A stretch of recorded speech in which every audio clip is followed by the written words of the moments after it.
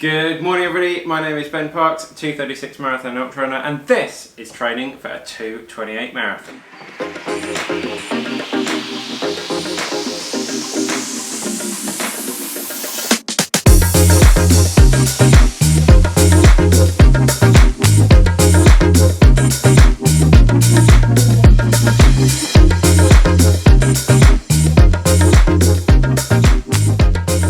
Welcome back to the channel. Really sorry that there's been a bit of a delay between videos. The coaching business has been super busy, so having to concentrate on that for the time being.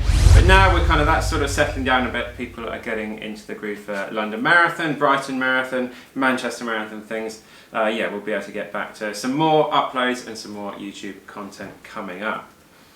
So today I've got, we're about 5 days out from Valencia Marathon, so full on taper mode. So I thought we could have a quick chat about tapering, what I've been doing over the last couple of weeks, a bit about sort of food I'm eating, and yeah, just sort of go through the day and follow me along for what's going on. So the first thing I've got to do is have some breakfast. So I've just got corn flakes, and then into that we're just chucking in some almonds, some chia seeds, then just some non-dairy milk on top.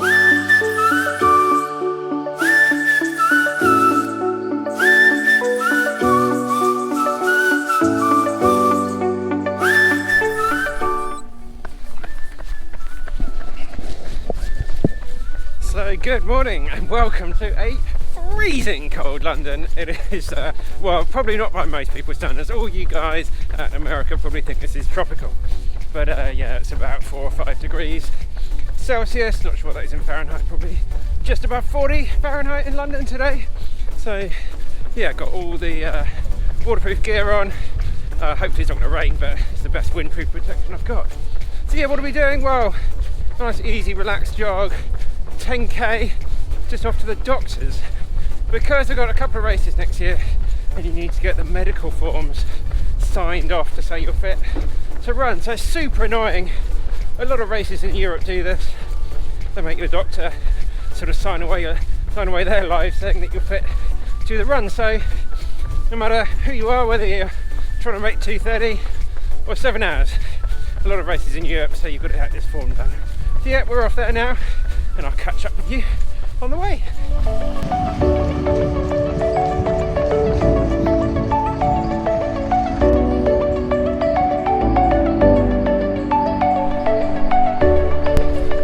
Good morning everybody. So Instagram, welcome to YouTube. YouTube, welcome to Instagram. Yeah, just running across Tower Bridge, filming some stuff at YouTube, just off to the doctors to get a medical certificate done.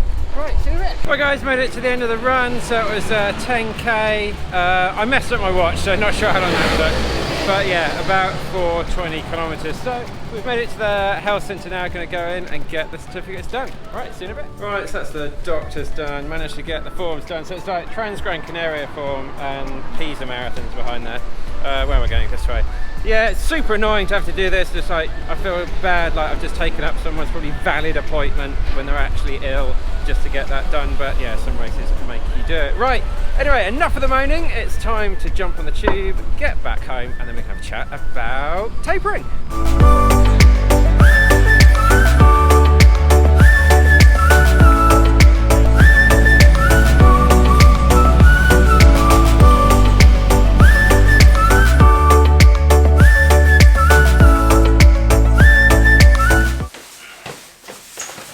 Whoa, right guys, that's me back from the doctors. So yeah, I'm sort of all a bit smelly in my running clothes. So gonna have a quick shower, get changed, and then I'll meet you back here for some tapering tips. Right, let's see you in a bit. Right guys, so I'm going to have a quick talk about tapering, really what I've done. I'm going to make a bit of a tapering specific video for everybody in the next few weeks. So yeah, just quickly, sort of why taper if you're new to this sort of terminology and things. Really, you know, over the course of a marathon cycle you build up so much sort of residual fatigue and sort of little tears in your muscles and things and niggles and stuff over sort of that marathon training cycle. So the last 2 to 3 weeks it's really sort of lowering sort of the amount of distance you're running, a little bit of intensity lowered down as well, just to give your body a chance to sort of fully recover and take on board all of that fitness that you've been and that sort of work you've been putting it through. Right guys, so yeah, let's just have a quick chat about my taper. So when you're sort of tapering, you kind of got to take what your sort of peak weeks are. So off the top of my head, I'm not really sure, but did about 165k a couple of times, but really pretty much it was always about 100 miles a week for the peak week. So yeah, with my sort of 2 weeks ago, we were looking at about 130k for that week. I wanted to do 140k that week, but just on the Sunday I was just super tired. So let's just have a quick look through. So yeah, so Monday was just a nice sort of chilled 145 average heart rate, just nice sort of chilled run. Really nice to be coming in like under 3 hour marathon pace for that sort of time. But what I want to talk about quickly was the session that I did on the Tuesday. This is my sort of real sort of really confidence, really sort of good session that I did. 10 by 1k, so yeah, a bit of a tough thing out there, but yeah, so the reps, so yeah, 3 minutes, 259, 259, 301, 304, 302, 304, 305, 306, and 304, just about holding it together at the end. So yeah, that was probably, you know, the best session that I did for the whole training cycle. Really confident, really pleased with that. And yeah, sort of that's my kind of good indication that Valencia, hopefully, fingers crossed, is going to go okay. So yeah, that was kind of, you know, the main sort of chunk of that week. And the rest of it was pretty easy. Just sort of had some errands to run, you know, life gets in the way. And yeah, also had a day off on Friday, which was kind of planned in. So I was feeling super tired, and then we're on this like a training course all day on Saturday and Sunday. Wanted to go longer, but yeah, just kind of cut it a bit short because I was super tired. So yeah, there was meant to be a 20 miler there on Sunday, but didn't really happen. So on sort of 1 week out, 1 week to go, again, a lot more easy running. The main session I did for the week, 3 by 3k at half marathon pace, just to get the legs ticking over nicely. You don't want to really sort of add too much or any sort of fatigue in there. There's not really that much extra fitness you can add during this period. So yeah, just looking at 317 kilometer pace, 314 and 312. So yeah, really nice, did a good speed. I don't think I had my heart rate turned on for this session, but yeah, was feeling really nice, really comfortable. A really good session to do. I've given it to a couple of my clients to do. Sort of that 3 by 3k as like your last main session in that sort of 2 weeks to go.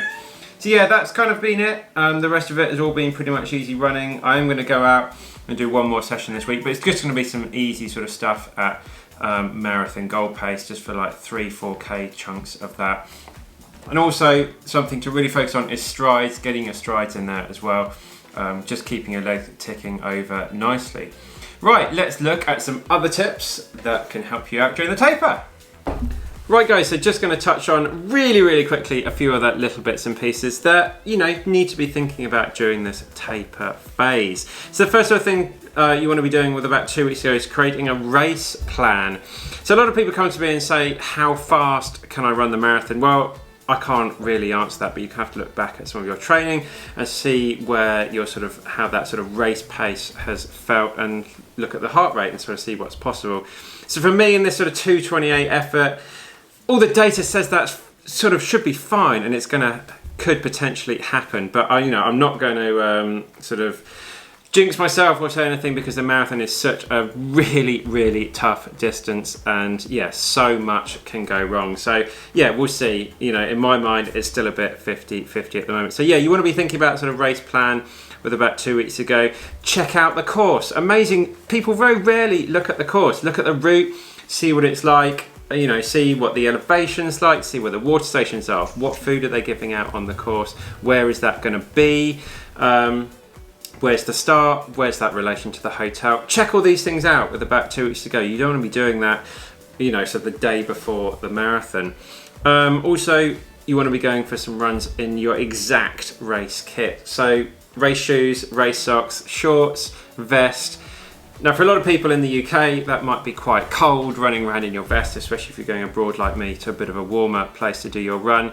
But yeah, maybe just a little run on the treadmill, or whatever you're doing, make sure that race vest is something you've worn in practice, in your training, and make sure you're really sort of happy with that. And also obviously practice your nutrition. Make sure that, those gels that you're going to be taking on race day aren't some brand new gel that you've just bought at the expo or something. It seems obvious, but yeah, make sure you're practicing, with your exact race nutrition during those sort of 2 weeks to go. Keep nice and hydrated, lots and lots of water, but obviously, to thirst, don't go sort of knocking back litres and litres of the stuff, but just keep hydrated, just keep thinking about it. There's no sort of exact formula for how much water to be drinking, but yeah, just keep yourself nice and hydrated. Probably the biggest thing for me at the moment is sleep. I'm really trying to get 8, 9, even about 10 hours a night sleep, just to get my body nice and recovered and relaxed, and let all of that stuff set in. Also, think of some backup plans. What if something goes wrong on the way to the race? At the moment, we've got a bit of a storm coming in. The weather outside is looking pretty miserable. So I've already been onto the website, looking at the weather, seeing the flights are going to leave on time, and hopefully they're going to be fine. But for me, I always fly out a couple of days before the race, so we're flying out on Thursday, and the race is on Sunday, because any sort of travel plans go wrong, I need to be on the start line at the right sort of time, so if flights go wrong. But also, check out your travel to the start. You're going to be booking a taxi, they're going to be hopefully turning up on time, buses. Just have a bit of a backup plan for everything that you're doing. And yeah, that's kind of it. Everything that I'm sort of focusing on in these sort of last 2 weeks. And as I say, I will be doing a bit more of a tapering sort of video and things, a bit more detail. So yeah, what are we going to be doing now? I've got some sort of hats and things to post out. All these new hats have been flying off the shelves, been doing really well. So I've got to post some of them out. I'm about to have some lunch as well. So yeah, join me for the rest of the day, and we'll see what we get up to.